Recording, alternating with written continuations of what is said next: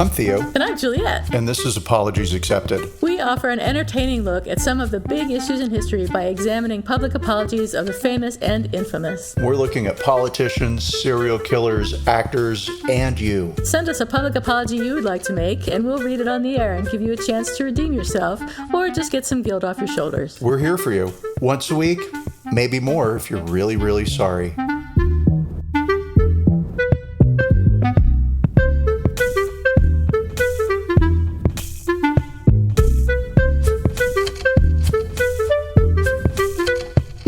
Hi, everybody. This is Apologies Accepted, the podcast. And I'm not Theo. And I'm not Juliet. And it is a cold day in San Francisco, a cold Sunday morning. Well, the sun is starting to come out, which is good. Hopefully it'll warm up a little bit because I'm sitting here in my kitchen freezing to death. Next to the oven. Next to the oven, which is not on. But I hear it's even colder in Austin. It is probably in the 40s, but over the weekend it dipped into the 20s, and it was very cold. But that's also kind of nice because it's a great excuse to bake stuff. Did you bake any stuff? I did. What'd you bake? I'm racking my brain right now for my experiment, which basically was a ricotta pie. Ooh, that sounds good. That did sound good, but it tasted like a watery cheesecake. Oh, bummer. I know. Well, now you know for next time. Yeah, just make a cheesecake instead. Just make a cheesecake. Well, what had happened was I went out and bought all the ingredients to make lasagna. And for me, lasagna has ricotta in it. Of course. That's just how it is. Yep. Oh, this brings us to our the episode, what so we're talking about. Absolutely. Weirdly. Yeah. But much more involved than going straight to the story, because there's things to talk about. There's what's shaking bacon, but so I was in the grocery store and I was looking for pasta noodles, thinking, do I make them? Do I buy them? And I saw a bunch of Barilla, and I was like, oh fuck. We even talked about that at our pre-show meeting. We did talk about it. It's Barilla. We're Barilla the gorilla. We're going to say Barilla repeatedly throughout this podcast, and we apologize to everyone. Except Barilla. Except Barilla. Because we're in areas that are highly Spanish or whatever, highly Hispanic, and have high levels of Hispanic people, and we're used to pronouncing things like that. So in it's Spanish, going to be challenging for us. But, okay, Barilla. But yes, but we are simple people who like pasta. And so I'm standing there and I had to Google on my phone, like, which one was the anti-gay pasta company? and the first thing that popped up was, of course, Barilla pasta. Yeah. And we'll dive into all of that. But then I saw this thing on there that was like, oh, they've been forgiven and they've done this massive turnaround. And I was like, and that's our podcast for the day, everybody. Thank you. Anyway, back to the ricotta. So that was the whole thing. Yeah. So I bought some ricotta, and I didn't know how much to get, so I got 3 tubs of it. I brought it home, love ricotta. And I was like, "Yeah, it's great, and you need it in lasagna unless you are James." And he said, "What does he put in it?" Not ricotta. It's what the hell? Just like a meat layer, the sauce and cheese, and he just if I could serve him cheese soup, he would be thrilled. I eat cheese soup too, but you still have to put ricotta in your lasagna. You still have to put ricotta in your cheese soup. So anyway, I had these tubs, which were like $5 each, right? So $15 was sitting in my fridge, completely unusable, because he said, it's been almost 20 years, right? And you think you would know somebody by then? And I have made lasagna before. Not all the time, but whatever. And he was like, I have to tell you something. I don't like ricotta. Oh my God. I was like, get out. No, get out of this house. Find an attorney. Yeah. You are divorced. So anyway, that's why I made the ricotta pie, and he was right. But oh well. I would have just eaten it. Plain. Well, I'm not going to say so that there with a it spoon, didn't get half eating the ricotta.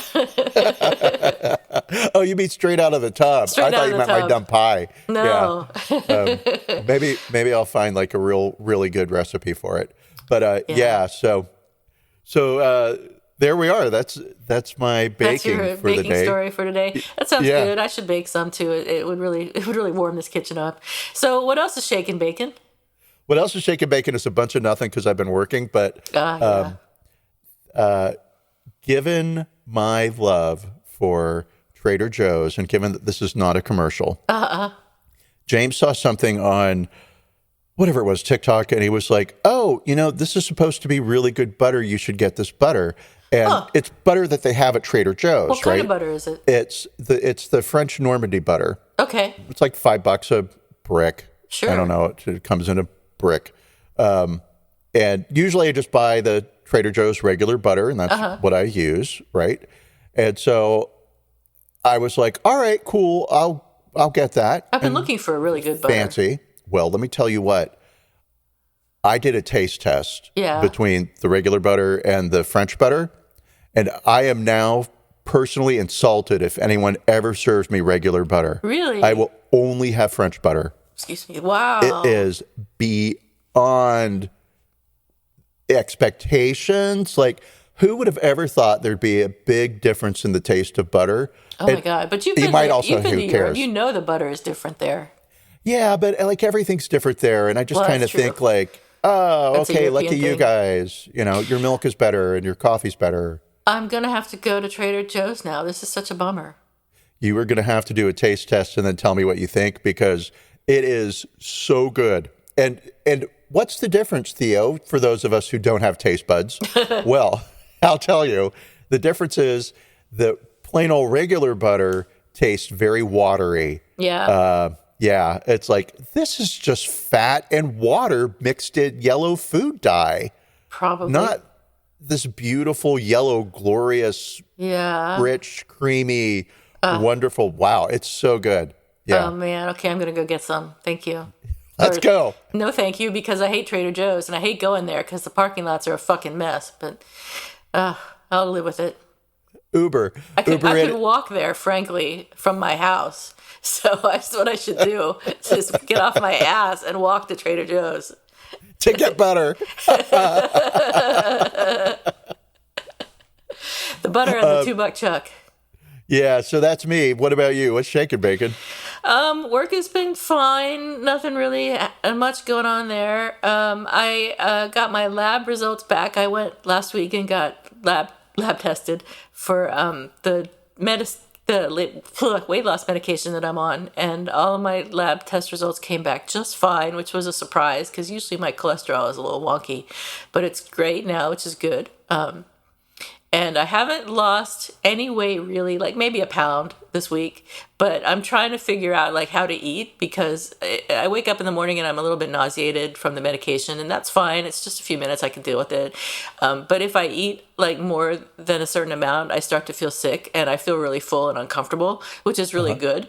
Yeah. But I'm trying to get used to that. And it's not like, whenever I would walk by the kitchen, I would grab something to eat. And now it's kind of like I don't really want to do that anymore. And I would want to get something like for dinner, but I don't want to eat as much as I usually do. So I'm trying to figure out how much I can eat and what I can eat and all that kind of thing. So it's kind of an adjustment phase.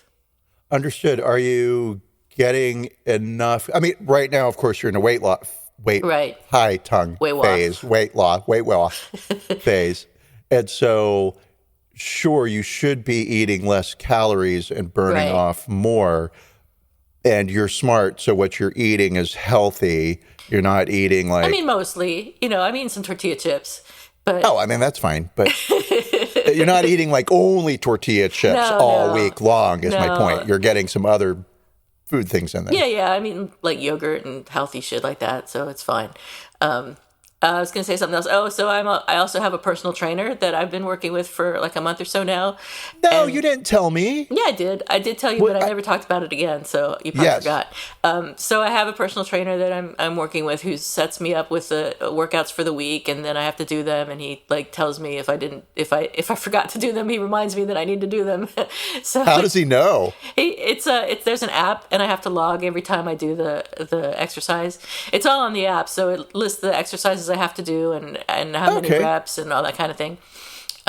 So that's going pretty well. I feel a little bit a little bit stronger. Like things that used to be a little challenging are less challenging now. So I can feel there's been a little bit of an improvement already, which is really what I'm going for. I mean, I'm not trying to be a bodybuilder or any shit like that. So not yet. I just not yet. Maybe later. But yeah, so I'm pretty happy with how things are going with both of those things so far. Like both the weight loss medication and the personal trainer. That is great. I cannot wait for you to complete our experiment with this medication so that I may join. I know, and I'll let you know. I have an appointment with a doctor, a Zoom appointment with a doctor for the program that I signed up for to get the medication covered by insurance. And then I have an appointment with a coach in the same program. So after I get that, then they should be able to write me the new prescription, which should be hopefully covered by insurance. And I'll let you know if it is. Because it's $800 and some a month if you don't have insurance, if insurance doesn't cover it. That is which pricey. is a lot of money. I mean, I don't think I can really justify that. I thought about it for a while, and I don't think I can justify spending that much every month. I don't think so. All right. So, my first trainer, who was amazing, this girl named Jan, and I say girl because at the time she was 8 years old. No, amazing. A gym prodigy. She was so healthy. But anyway, she once said to me, I will not compromise when it comes to my health or shoes. And so I will spend money on health products or shoes. I see. And I was like, I get that. I feel that way about like various bars. I will not compromise on alcohol. I am not paying a cover charge. So yeah, but $800 and some is still, I mean, that would be a pretty significant impact on my bottom line. And I mean, I've got the money and I could do it, but I mean, I'd have to stop buying every damn thing I want everywhere else. I'm not sure I'm willing to do that. Hell damage. No more $80 Tom Ford lipsticks or whatever. Well, yeah. There's a joke I'm not going to play. Okay, good. Good. I know. Yes, that's tasteful of me. Sorry about that. Yeah. Oy, man. So that's I'm excited though. That's great. Yeah, I'll keep you all up to date on how things go. Unless all of a sudden I get really quiet about it, then you'll know I went back to my way of eating pasta and potatoes and ricotta straight out of the tub. Let's dive into it, and by that I mean pasta. All right. So you may know Barilla as a pasta company, but it is also one of Italy's largest family-owned businesses, owning about a dozen food brands, including Wassa, which makes that crisp bread that you see occasionally. At least I'm familiar with it. It's pretty good. It's tastes like cardboard, crunchy cardboard, delicious. Barilla makes about half of the pasta sold in Italy and about 25% of the pasta sold in the U.S. And I'm sure you've seen their products on supermarket shelves near you. On an interview with Italian station Radio 24 in 2013, the chairman of the Barilla Pasta Company, whose name is Guido Barilla, made a comment that would have a lot of impact on the company's future. He said, "I would never make an ad with a homosexual family, not out of a lack of respect, but because I do not see it like they do. My idea of family is a classic family, where the woman has a fundamental role. For us, the concept of the sacred family remains one of the fundamental values of the company." Barilla made these anti-LGBT comments while he was answering a question about the stereotypical image of women in Italian advertisements. The interview started by asking Barilla what he thought of an appeal made on Tuesday by the Speaker of the lower house of Parliament, Laura Boldrini, to change the often stereotypical image of women in Italian advertisements. Boldrini had said, "There are some ads which, when I see them, I think, but would this ad be broadcast in other countries? In the United Kingdom, would this ad be broadcast?" And the answer is certainly not. An ad in which the children and father are all sitting down and the mother is serving at the table cannot be accepted as normal. Barilla responded by saying Boldrini did not understand the advertising world and women were fundamental to advertisements. And as a woman, he had no way of understanding the complexities involved. That's a good point. I hadn't even thought about that. Barilla went on to say, everyone has the right to do what they want without disturbing those around them. And then he went even further by saying, I have no respect for adoption by gay families because this concerns a person who is not able to choose. If gay customers don't like that, they can always go eat someone else's pasta. I laugh, but it's not really funny. It's terrible. It's funny. It is funny. And I can't help but laugh because I hear it in a very cartoonish Italian accent, yeah. And that borders on racism. I'll tell you what, it goes straight back to like the 1930s. Oh, wow. When the Italian immigrants were coming into the U.S. and faced so much prejudice. Yeah. And so that stereotypical, I won't do it. That's good. Yeah, because I'm really good at that accent. All our Italian listeners appreciate it. I can imagine you going around the house and talking in an Italian accent to James, who just rolls his eyes at you. That's what would happen, yeah. So Guido Barilla, together with his 3 siblings, owns 85% of the company's shares and holds an individual stake worth close to $2 billion. He apologized the next day for the comments he made on the talk show, and he said, now here's his apology, with reference to my statement yesterday, I apologize if my words have generated controversy or misunderstanding, and if they have offended the sensibilities of some people. For clarity, I wish to point out that I have the deepest respect for all persons, without distinction of any kind. I have the utmost respect for homosexuals and for the freedom of expression of everyone. I also said, and I repeat, that I respect marriages between people of the same sex. Barilla in its advertising has always chosen to represent the family because this is the symbol of hospitality and affection for everyone. I don't know about that, Barilla. I don't know that the family is the symbol of hospitality and affection for everyone. Probably not. There's a very, it's just this thing of like, Italy is surrounded by the Vatican. Yeah. And I said it that way on purpose, right? Because really, Italy surrounds the Vatican, but the Vatican controls everything that happens Italian in the life. country, Yeah. right? The culture, everything goes through the church. It's a very Catholic country. It's like 70% of people are Catholic. This idea of the family is sacred and even kind of an echo of Jesus's own family. He had a mother and 2 fathers. I did that on purpose. Thank you. He uses the word sacred, and he means that on purpose, right? Because he's connecting the nuclear family to God. Yep. And despite his apology, which was problematic in and of itself, calls for a global boycott immediately arose, with Harvard pulling the pasta from its dining halls, celebrities dissing the brand, and Barilla workers expressing their disappointment, including the CEO of Barilla, Claudio Colzani, who had been listening to the initial interview in his car on his way to dinner with Barilla and was horrified. However, despite the boycotts, Barilla didn't lose money over the interview. They actually made more in 2013 than in 2012, and in 2014 they made even more. According to Bloomberg, however, Barilla dropped 21 spots on the Reputation Institute's annual ranking of companies, representing a declining appeal among customers. More influential than lost money, which is usually negligible in such cases, can be the landslide of staff, including senior managers, voicing their anger at the discriminatory statements. One of these voices was, probably very politely, Claudio Colzani.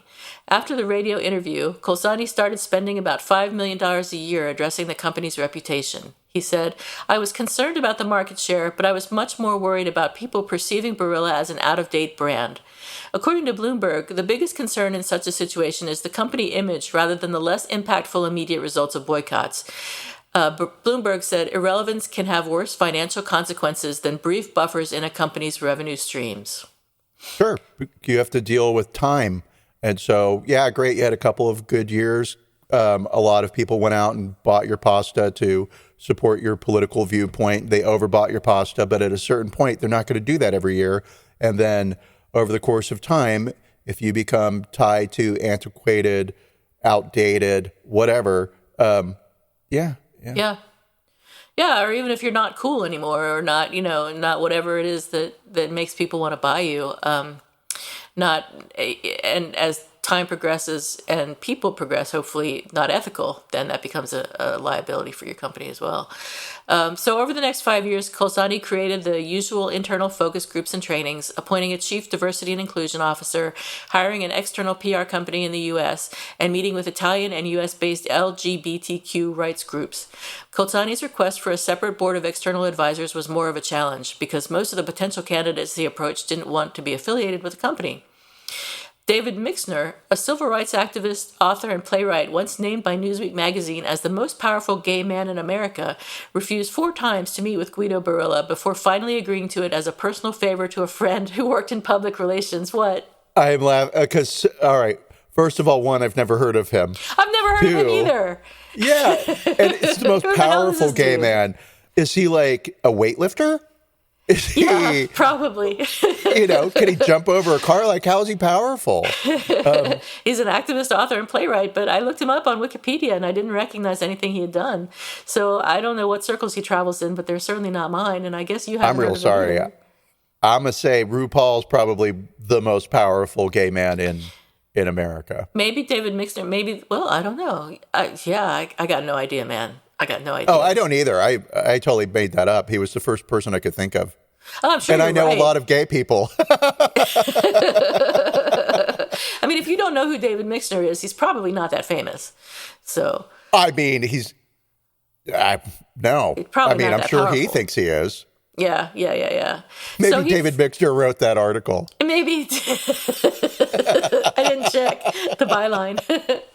But he, like I said, he refused 4 times to meet with Guido Barilla before finally agreeing to it as a favor to a friend.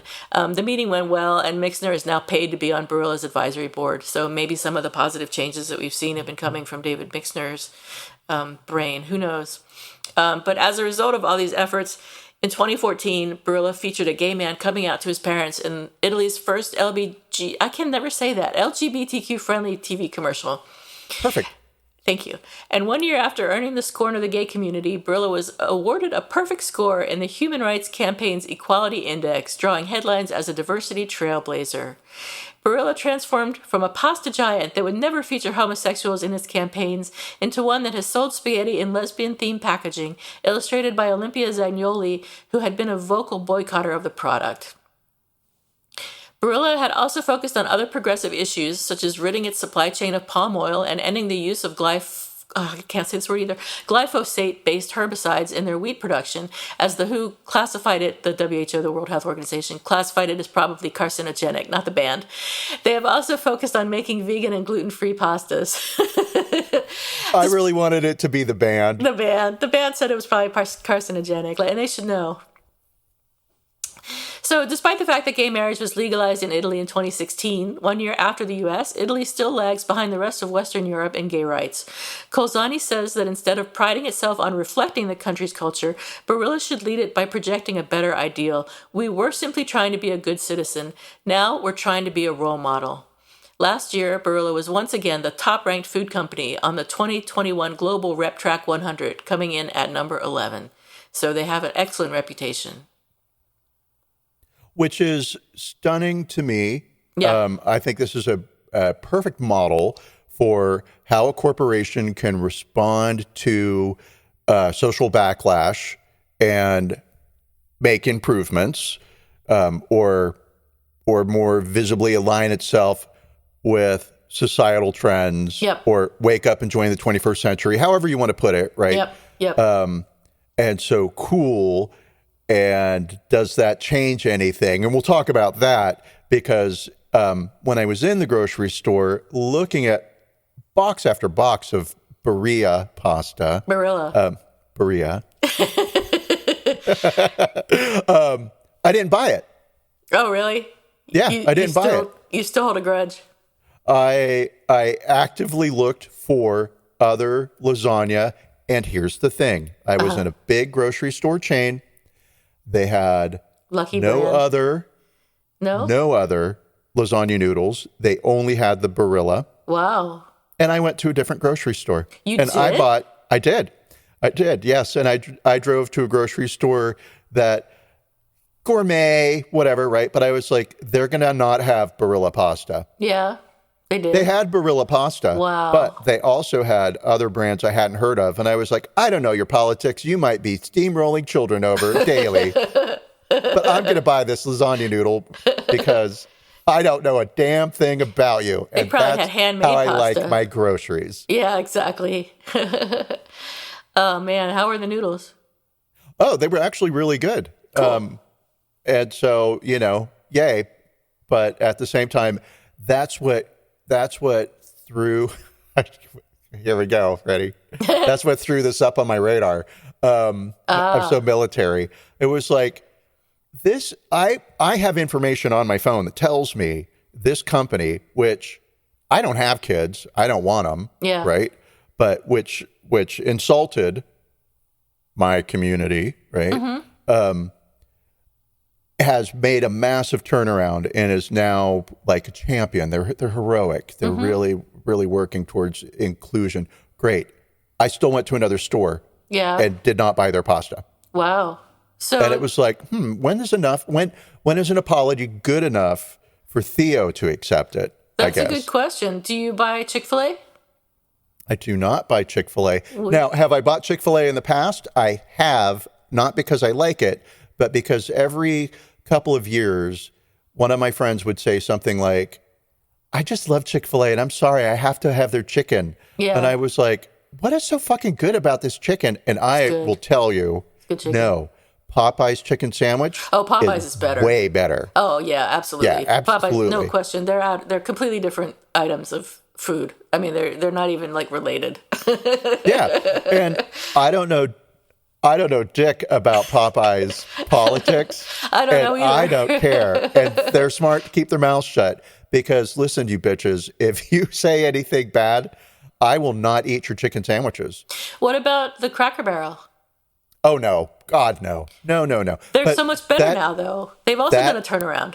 I hate country anything. Oh, okay. I don't like country music. I don't like country decor, so just based on that alone. Yeah. Right. Yeah. But the anti-gay stuff, you know what? I mean, there are places where I am welcomed. Right. So that's where I'll go. Yeah. Whatever. That's smart. Also, there's not a lot of Cracker Barrels. Cracker Barrels in California. I don't think there are any. I think the closest one is near Phoenix. There's probably some around here, but I don't think I've ever seen them. I forgot you were in California. God, I thought you were in LA for a minute there. Yeah. You probably could go to Cracker Barrel if you wanted to. So keep that in mind for your next date night with James. Yeah. Oh, yeah, totally. Let's go to Cracker Barrel and let's walk in and hold hands. But I wouldn't do that like in a gay restaurant either. Like I'm not. Really? I don't do public displays of affection. I see. Whatever. So, kind of like back to Barilla, but there is this area of brands that you don't purchase for political, philosophical, moral reasons, right? Yep. And outside of the gay stuff, Coors, we'll finish off the gay things I don't eat. Oh, that's dumb. No, we'll finish. I shouldn't say finish off. God. I'm sorry. It's how my brain works. I'm not proud of it. But I do laugh. So Coors is another corporation that I don't purchase products of.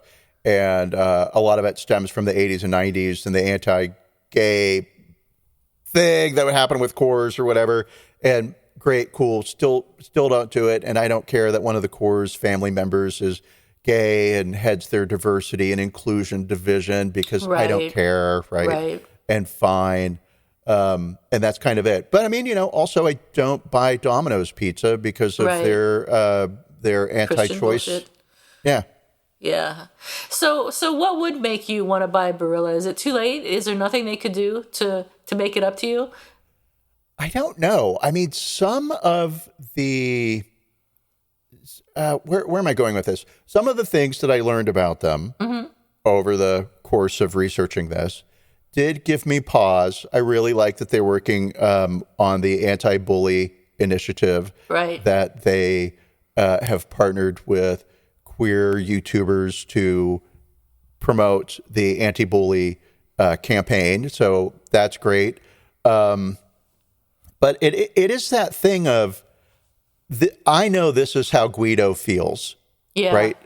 And cool. You're you're allowed to have your feelings. You're allowed. Don't invite me into your home. You don't have to support me. I don't give a fuck. But in the public square, it's for the public.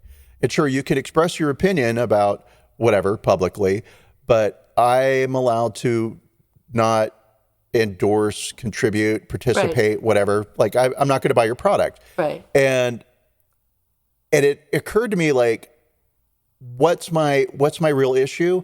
It's that the apology is groveling for money. And it's not even money, because clearly they don't need it. I mean, the company makes $4 billion a year. He's worth $2 billion personally.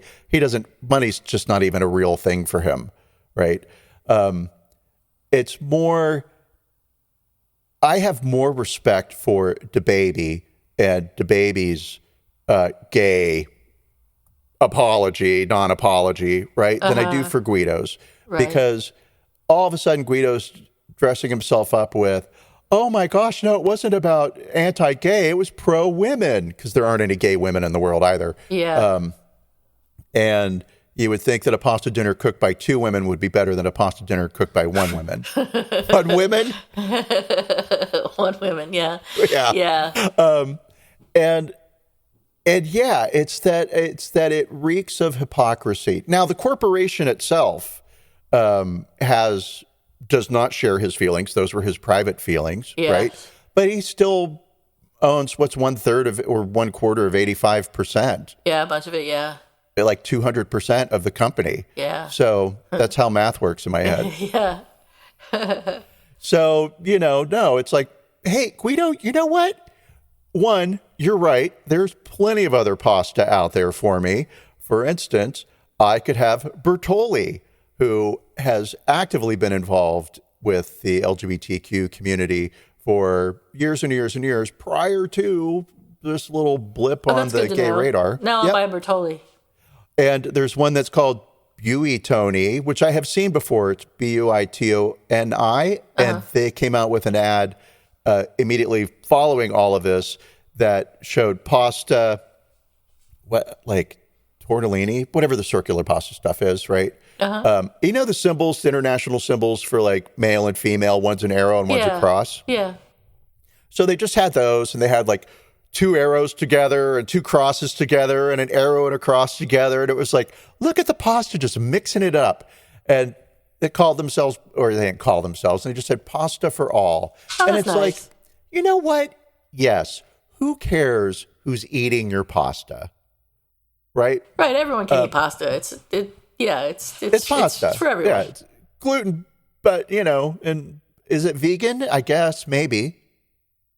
They put I think eggs in it. pasta's vegan, but maybe they make it with some process that's not vegan. I don't know, because they were talking about Barilla making a vegan pasta. So I don't know if it is or not, but who can say? Well, maybe a vegan. But yeah, it's just that thing of like, there are other products out there. What do I really know about pasta? I know a lot about butter. Yes, a lot about butter. I can't do a pasta I think taste pasta to is just determine wheat which and one I like. water. So, I mean, it's pretty straightforward. I know there's eggs in it. Oh, never or there mind. can be eggs in it. Okay. But maybe I don't know about all pasta, right? Yeah. And whatever. I mean, you're talking to somebody who doesn't know anything about pasta, right? Yeah. Who should just be able to go into a grocery store and pull a box off of a shelf. And this isn't for Barilla. This is for all other corporations, right? Just keep it to yourself. So that's what you want. Keep it to yourself. And if you make the mistake of giving us your opinion, we'll never forgive you. Well, I mean, give us your opinion if you really feel like you need to share with the world that you think a family is only a mother and a father, right? Cool. Oh, great. But for the people who disagree with you, it's going to be a problem. Yeah. And someone's going to learn a lesson, and it might be you, right, Guido, who discovers that, oh my God, there's more people on the planet than just the Vatican. But, you know what? That's exactly what happened. So ready? Yeah. Here's my genius intellect working through. Okay. How did Barilla make so much money after saying anti-gay stuff? They made the priest all buy pasta. Oh, maybe. It's possible. Yes, the Catholic Church. The Catholic Church got behind them, then they would have made more money. Yes. I'll be able to prove it later. Okay. So, but yeah, I derailed us. Oh, no, but I mean, but I derailed us quite a bit from this. And yeah, I don't have an answer. I like what they're doing, but he's still involved with the corporation. And I think until I don't know. It's just, it feels very insincere to me. He issued a third apology by video on the company's website. Have you seen that? No. Oh, okay, cool. So it's short, it's sweet. Mm-hmm. So on Wednesday, he had the interview with the Italian radio show. On Thursday, he made his apology where he was like, I'm really sorry, you guys. I was trying to promote women. Right. And then on Friday, he got a lot of flack for that. So on Friday, he did another apology where it's him looking straight at a camera. And he seems like a very nice guy. He really does. I mean, I'm an expert at judging people. And he passed my nice guy test for the most part. And so what he said was, yesterday, I apologized for offending many people around the world. Today, I am repeating that apology. Through my entire life, I have always respected every person I've met, including gays and their families, without any distinction. I've never discriminated against anyone. I have heard the countless reactions around the world to my words, which have depressed and saddened me. It is clear that I have a lot to learn about the lively debate concerning the evolution of the family. In the coming weeks, I pledge to meet representatives of the groups that best represent the evolution of the family, including those who have been offended by my words. Huh. Now, that's a really great apology. That's a good one. And the fact that he's willing to meet personally with people who are offended by his words, I mean, that takes some guts. So good for you. I would probably do the same thing in your place, but I would imagine I'd feel very uncomfortable knowing that, like, I'm going to have to get in a room with those people. Oh, God. Yeah. But I'm going to call bullshit on this, too, because there's a line in here that I don't like. Yeah. Right? And I feel like it really is just, it's the clue that unravels the whole puzzle for why Theo cannot buy Barilla. I will refuse to pronounce it any other way now. All right. This is my boycott now is the mispronunciation of Barilla. But it's this bit. This is the bullshit right here. Where did it go? It's clear to me that I have a lot to learn. Safe. That's good. Cool. About the lively debate. All right, that's not the issue. Right. The issue isn't the debate. Right. Right. That's really removing the issue here. Right? The lively debate concerning the evolution of the family. I mean, yeah, in broad strokes, it is about the lively debate concerning, but the issue isn't the debate. The issue is that you don't accept that these are families and you think they're less than and other than. And so even in your apology, I can see where I think I can see where your true feelings lie. Where feelings lay or lie? Lie. I know people lie. Okay. Lay. So, what is it? It's lie. Oh, wait. It's curtains lie. No, curtains lay. It's curtains hang. Curtains are hung. People are hanged. People are hanged. Yes. When I'm writing, that's what I have to do. I have to okay, people lie or lay. What about curtains? So, yeah. Now, as you mentioned, they have done quite a bit of good within the gay community. They're spending something like $5 million a year on, I'm going to use the word projects, and maybe that's not the word to use, but campaigns, and they're spending some money, and so cool. And yeah, I don't know. I do know this. I went to his Wikipedia page, Guido's, because it was like, all right, so Barilla, the company, sure, it's one of the largest privately owned family companies in Italy. It's worth a ton of money, right? He may as well be royalty. And let's see. So I'll read you basically his entire Wikipedia page. Okay. Which is real short. Okay. Because he's a billionaire and he's got the money to make sure that it's real short. Oh, boy. Okay, so he started his career in 1982 in the sales department of Barilla France. In 86, he became a senior manager and led the international expansion of the company. As a senior manager? That's weird. He led the international... Well, it depends on how they're using senior manager. If they're... Yeah. Yeah, you're right. I mean, if he's like a division head and that's a senior manager.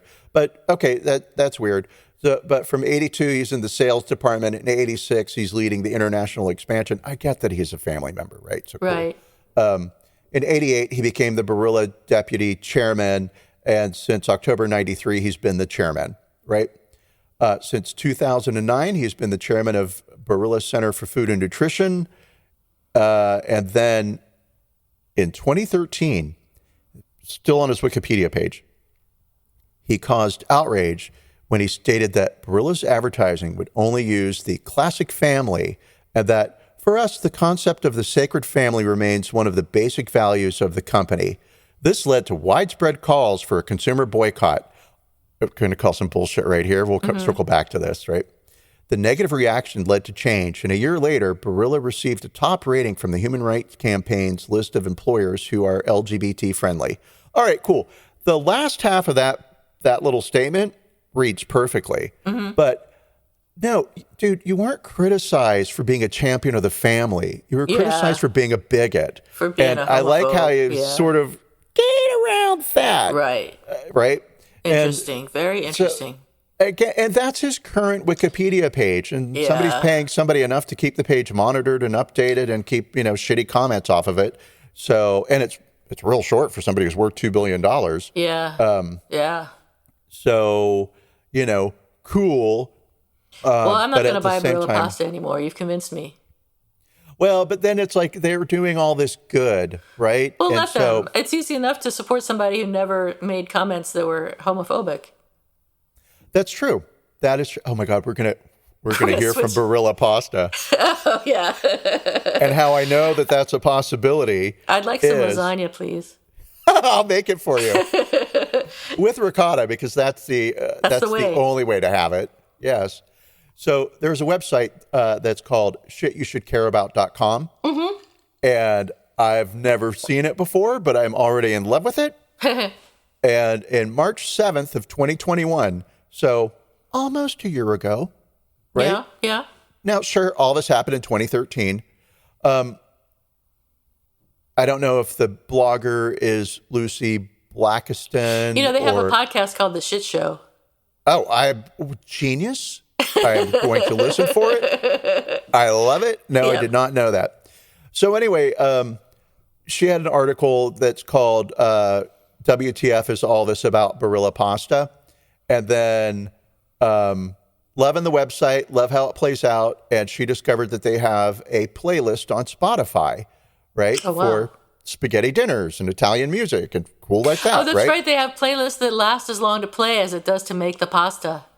Oh, wow. That is so smart. It is smart. It's like depending on the type of pasta, there's a playlist for it. So if you're making your rigatoni, you pick the rigatoni playlist and you play it and then your pasta's done. Isn't that amazing? It's so good. It's so great. And that's the kind of company I want to be involved with. To be able to support, Because that's fun and it's cool and it's interesting. It's smart. Sure, it's stupid. It's music and pasta, whatever, right? But I love it. Right, exactly. I want to do that, but I can't. Yeah. I may have to sit down and have a conversation with myself. Okay. So all right, cool. And then after discovering the really cool music playlist, she discovered that there's this anti-gay stuff, right?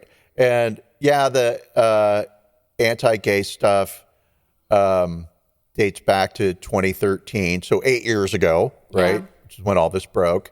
And she discovered it, and so she tweeted about it in 2021, right? And the tweet is from the blog, Shit You Should Care About, this is great marketing, and it's talking about the playlist. And then a part 2 to that says, turns out the founder said live on radio, I would never do a commercial with a homosexual family, not for lack of respect, but because we don't agree with them. So after this whirlwind, I revoke all praise. What a ride, right? That's fun. I like her. I think that's cool. Yeah. Just how she phrased it, Yeah, it was good. What a ride. Cool. Discovered something cool, and then 5 minutes later, something bad. Roller coaster. And so Barilla responded to that. Oh. So she tweeted that on March 4th. She did not at them. Yeah, and they're combing Twitter for comments that mention them. Apparently so. There were 11 replies to her tweet. Yeah. 672 likes. We're not talking about a viral tweet here. Right. We're talking about, I mean, I'd be thrilled if I got that kind of result or whatever, but I've got 300 views on something I put on. Who cares, Theo? Shut up. So I'm competing with Lucy. I'm losing, and I know I'm going to lose, but I still have to compete. So anyway, so Barilla says in a reply on Twitter, hi, and they at her, or they at the shit you should care about. We are glad you're enjoying the playlist! ! Beautiful way to start, right? Don't go for the jugular about the complaint. Compliment, right? Just a note on the second news. You were referring to an event that occurred many years ago.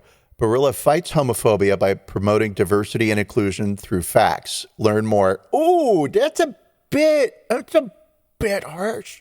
Barilla, I love that you started off by saying, we're happy that you're happy, right? And then also, just a comment on the second thing, but what they say is just a note on the second news, which is how you know this is written by a non-native English speaker. You were referring to an event that occurred many years ago. Yeah, okay, it did, 8 years ago. Barilla fights homophobia by promoting diversity and inclusion through facts. Learn more. And then they give a site, right? Yeah. They give a site, which is dead. It spins you off to space. Oh, right? That's too bad. So that spin off into space, okay, that happens. It's from a year ago. Yeah, they should have kept it up, though. Right? But it does feel a little stern, a little harsh, right? Yeah. We fight homophobia by promoting diversity and inclusion through facts, right? That's weird. And it's well, what they're saying is she doesn't have her facts right. That's what it comes across as, yeah. Misinformed. Well, and technically she was a little misinformed because she just stopped with the, oh my God, they're homophobic. Yeah. And there wasn't a little further deep dive, as fun and genius, as cool as, genius. Sure, I'll use that word, as the site is. And so, yeah, I totally expect to get our first email. Well, we should tweet about it. We should tweet about Barilla. Oh my God, are you trying to start a food fight? Yes, I want to see if they respond to us. We should say, get all the true facts about Barilla pasta here. And link to our podcast. Oh, shit. Well, I don't know, because if our comments about the Pope didn't create a war with Italy, but our comments about Barilla pasta create a war with I could be convinced Italy? to go to Italy and get the true story. Okay, it's special invitation. See, that's too naked a ploy, Juliet. They're going to know that all you're trying to do is get a free trip to Italy. Hell yeah. Yeah. And I love Italy. So great. This has nothing to do with Italy or, it has to do with a corporation who has a person who speaks in the public square and says something. Yeah. Right? And we live in a largely secular society. Yes and no. It's arguable. I get it. But, it's kind of keep the 1950s in your heart. Right. Don't let them come out through your mouth. Agree. Yeah. So as for the apology, overall, I agree with you. I think the apology was shallow and confusing.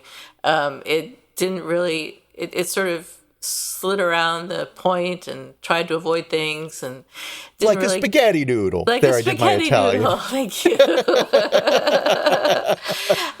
When we get to look at our points for a good apology, there was an expression of regret. There was no explanation of what went wrong. I don't know how you would explain something except the guy was just speaking his mind and that was a bad idea.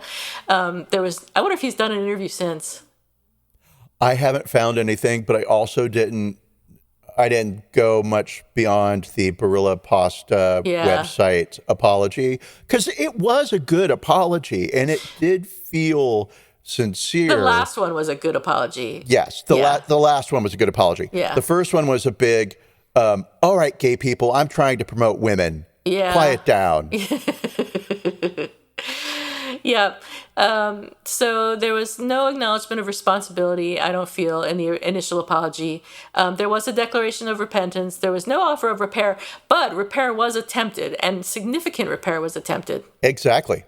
So there was no request for forgiveness, but given all of these facts, I would rate the apology itself a 3, but the actions after the apology bring it up to an 8. I did not do that kind of a division. I'm not sure that that's even a legitimate division to have, because if we're supposed to be looking at the apology itself, I'd give it a 3. The initial apology, I'd give it a 3. The later one, I'd give like a 6. The later one I give an 8 to. But then there is that bit there that it's like, but my true feelings are this, right? Right. Because where he's like, it's about the lively debate. Lively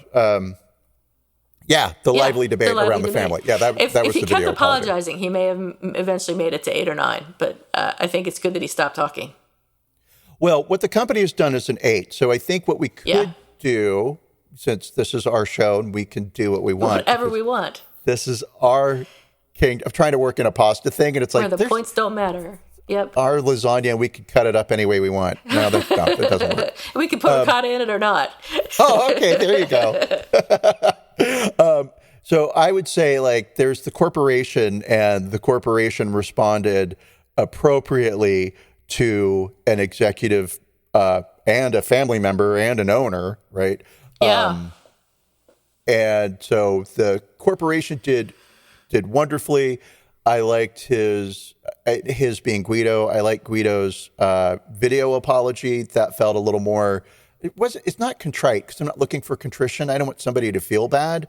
I just kind of want to work through it and be done with it. Right. And then go to the grocery store and not think like, oh, there's that pasta that hates me. Mm-hmm. Right. Mm-hmm.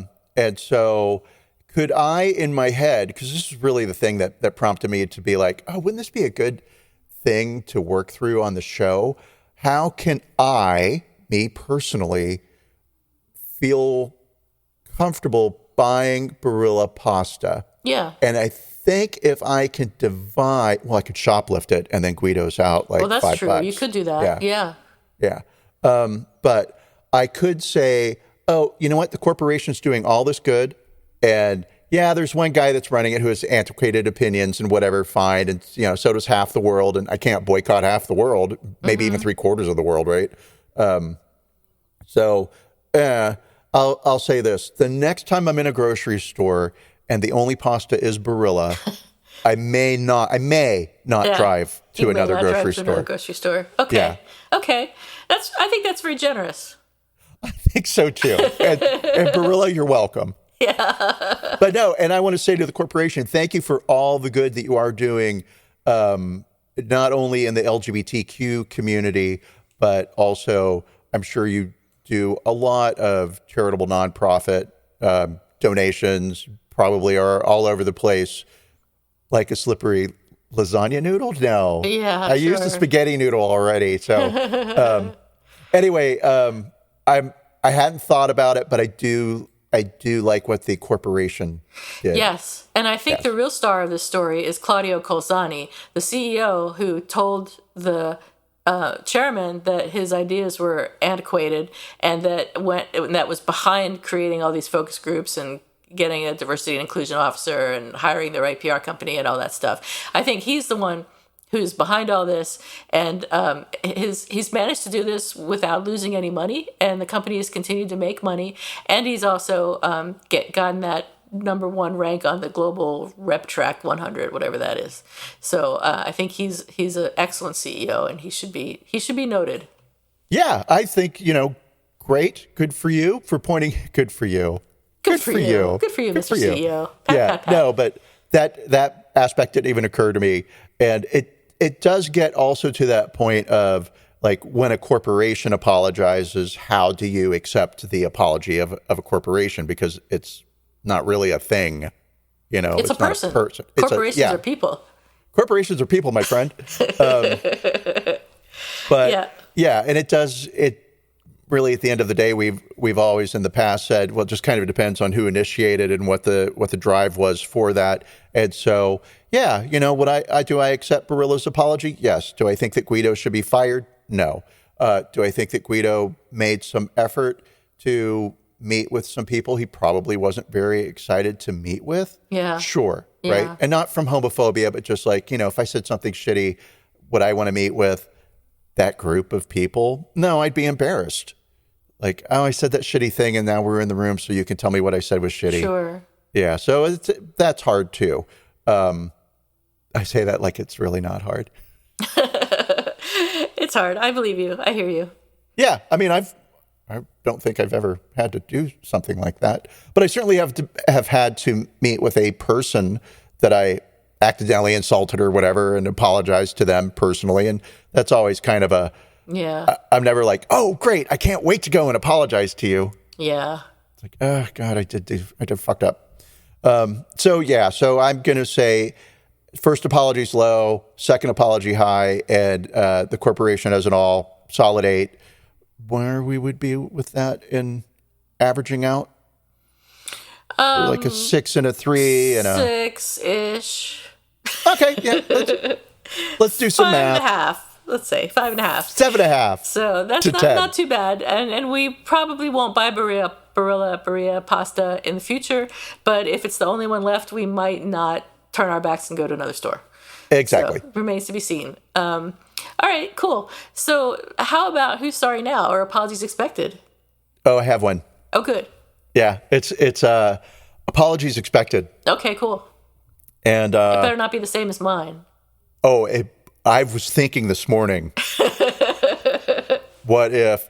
But then there are some things that I just kind of know are like, that's a Juliet apology expected. That's her topic. That's her subject matter. That's where she is, right?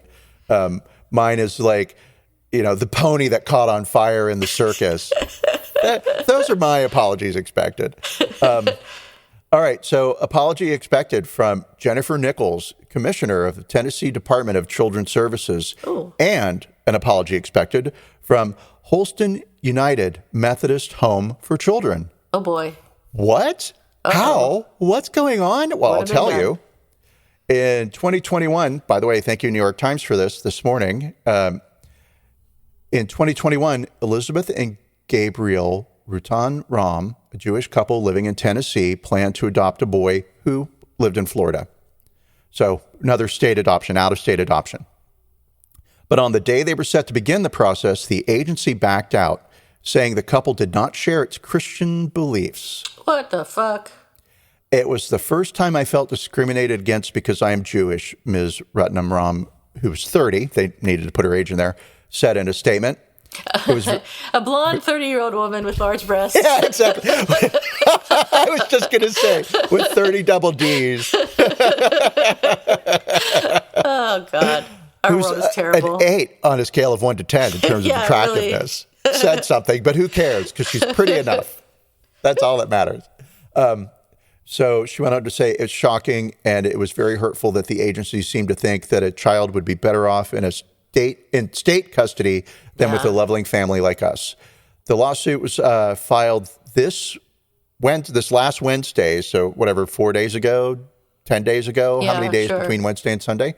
Comes nearly 2 years after Governor Bill Lee, there's got to be a great name there, signed a law that allows a state-funded child placement agency to decline to assist in cases that would violate the agency's written religious or moral convictions or policies.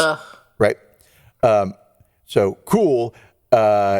agencies can do whatever they want as long as it's written out. It's a state-run agency. Well, they're getting funded by the state. Now, I don't know if it's entirely funded by the state, but they're getting state funds, right? So cool. So the couple's lawsuit names the Tennessee Department of Children's Services and its commissioner, Jennifer Nichols, as defendants. The complaint alleges that the state funding of child placement agencies, such as Holston United, blah, blah, blah, for children that discriminate, violate the Tennessee Constitution, which is way more important than the Constitution of the United States of America. Of course. I mean, yeah. Of course. So I don't know why we're not citing that, but whatever. Okay. States' rights. A spokesman for the Department of Children's Services declined to comment on the case, saying the agency does not comment on pending litigation. And I'm going to use some language here, which I'm going to say it's an expression, and they pussied out. And I don't love that expression because of all the complications. But at the same time, it's like it's the only one that fits in my brain right now. That's just what a dodge. Maybe that's a better way to put it. What a dodge. What a dodge. Oh, we can't comment on. All right, fine. The Attorney General didn't say anything. The Home for Children didn't say anything. They referred them to their legal team, the Alliance Defending Freedom, which is in Scottsdale, Arizona, and their attorneys did not reply. So the couple first met the boy in January of 2021 when he was 3 years old. They were drawn by his smile, his age, and his resilience in overcoming developmental challenges. So it's a child in need. Ms. Ruttenram said that she had asked the agency prior to signing up with them, is us being a Jewish household a problem? And the agency said it would get back to them. I mean, already right there is the problem, you know? Yeah. Oh, gosh, you're Jewish? We'll get back to you. Yeah. First, we have to consult with Jesus. And he's pretty busy. At first, Holston agreed to provide the mandated parent training, home, blah, certification, blah. And then at the last minute, they pulled everything back. They sent an email to Ms. Ruttenram that said, as a Christian organization, that's how they said it too. As a Christian organization, our executive team made the decision several years ago to only provide adoption services to prospective adoptive families that share our belief system in order to avoid conflicts or delays with future service delivery. The future service delivery of what? More children? Diapers? How did they not know these people were Jewish until now? They did. It just took them a long time to decide that, we don't want to work with you because it's icky, right? We can't give you a Christian child. It'll end up burning in hell. They couldn't find another agency in Tennessee that was willing to help them with an out-of-state adoption. So they have adopted they're in the process of adopting a teenage girl. And so cool, but that's really not the issue. The issue is not you eventually got to adopt a kid, so it's okay. Right. It's that you're getting state funds. You can have your religious viewpoint. You can run your charitable organization where you only allow other Amish people to adopt Amish orphans. Cool, right? Russia did that for a while where it was like, Americans can't adopt Russian kids because of the gay marriage thing. Cool, whatever, that's great. But you can't take public funding for your services. And then discriminate. If you're going to discriminate. Yeah. Right? The public square is public. So Brad Williams, top leader of the adoption agency, said that everything that Holston does is guided by our religious views. Blech. It doesn't even get better. We seek to be a force for good, living out the words of Christ to care for children and the least of these. And it is vital that Holston Home, as a religious organization, remains free to continue placing at-risk children in loving Christian families. Fine, don't take state funds. Right. According to our deeply held beliefs, we view the caregivers we partner with as extensions of our ministry team serving children. until they get arrested for child abuse. And then I'll bet it's all like, oh, no, they were Jewish all along and they abused kids. And then he basically said there's lots of other agencies that the couple could work with. And so apology expected from Jennifer Nichols, commissioner of the Tennessee Department of Children's Services and the Holston United Methodist Home for Children. They are both going to be coughing out, "We're sorry." I hope so. I don't know what Jennifer's going to say. Well, I guess this is what she's going to say is, well, this is the state law and we have to abide by it. Right. I'm real sorry, and I'm sure Holston feels like they've already apologized. "We're sorry you're Jewish." God.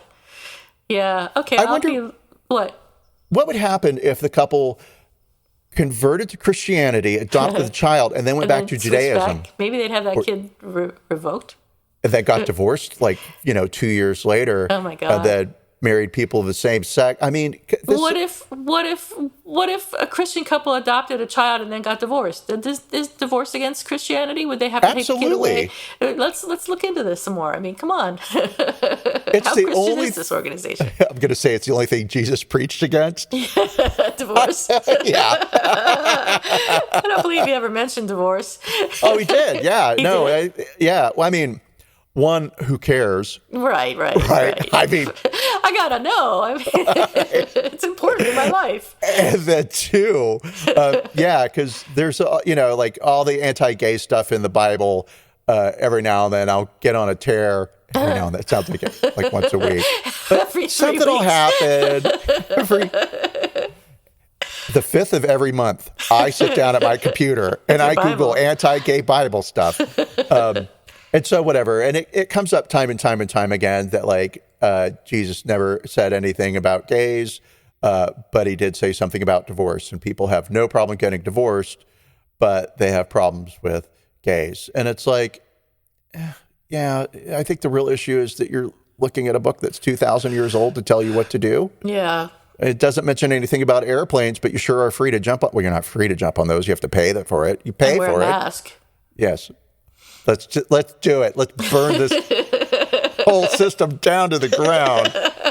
All right. So what do you got? Apologies accepted or who's sorry now? All right. I apologize in advance for bringing this up because the person that I expect the apology from is a dirt digging shithole. Who I hate, and I wish I could think of better expletives for him because he is such a piece of crap. I'm so sorry, but dirt digging shithole is the worst description of a human being I think I've ever heard in my life. So Mitch McConnell has been accused of racism for saying that African American voters cast ballots at similar rates to Americans, implying that black voters are somehow not American. This comment, of course, underscored the concerns of voting rights advocates that Republicans in state legislatures across the country are explicitly seeking to disenfranchise black voters. So fuck you, Mitch McConnell, you ditch-digging shithole, dirt-digging shithole. I hope you die. I mean, I have a lot of friends that whenever I say, I hope somebody dies, will be like, no, don't say that, right? No, I hope he dies. But that's my feeling. That's my feeling, and it's legitimate. I hope he dies.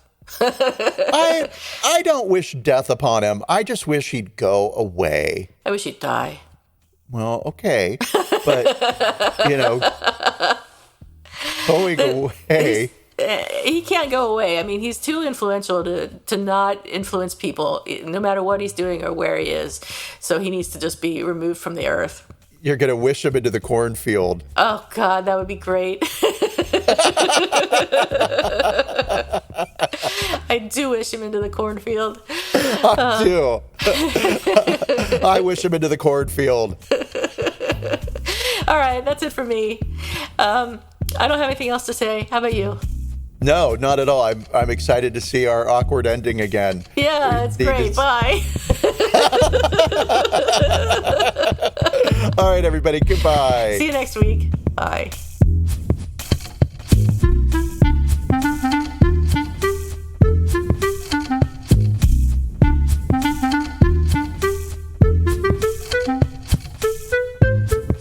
Thank you for listening to Apologies Accepted, the podcast. You can find links to the articles and the sources in the show notes. To submit an apology or find out more, visit us at apologiesaccepted.net, where you can also find our merchandise. We're on Twitter at Apologies Accepted. And on Instagram at apologies.accepted. You can support our important work at Patreon.com/Apologies Accepted. And fuck Facebook. Bye. Bye.